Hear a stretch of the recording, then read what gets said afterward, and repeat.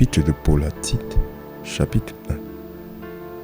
Paul, un serviteur de Dieu et un apôtre de Jésus-Christ, selon la foi de l'élu de Dieu et la reconnaissance de la vérité qui est suivant la piété, dans l'espérance de la vie éternelle laquelle Dieu, qui ne peut mentir, a promis avant le commencement du monde, mais il a en temps prévu manifesté sa parole au moyen de la prédication, laquelle m'a été confiée selon le commandement de Dieu notre Sauveur.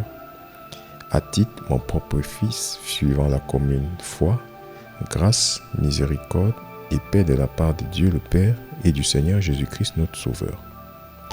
Pour ce motif, je t'ai laissé en Grèce, afin que tu mettes en ordre les choses qui en ont besoin, et que tu établisses des anciens dans chaque ville, comme je t'ai prescrit.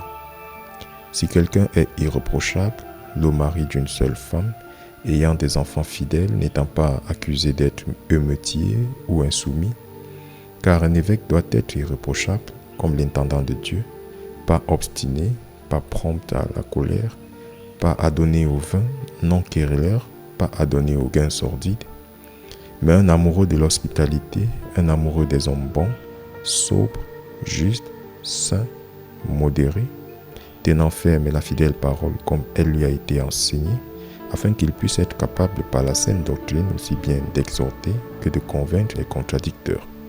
Car il y a beaucoup d'insoumis et de vains parleurs et des trompeurs, particulièrement ceux de la circoncision, dont la bouche doit être fermée, qui bouleversent des maisons entières, enseignant des choses qu'ils ne devraient pas, pour un gain sordide.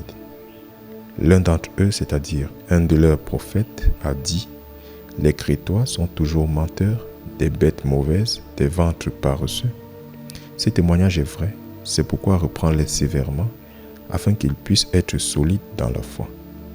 Ne prêtons pas attention aux fables juives et aux commandements des hommes qui se détournent de la vérité. Aux purs, toutes choses sont pures, mais à ceux qui sont souillés et aux incroyants, rien n'est pur. Mais même leur intelligence et leur conscience sont souillées.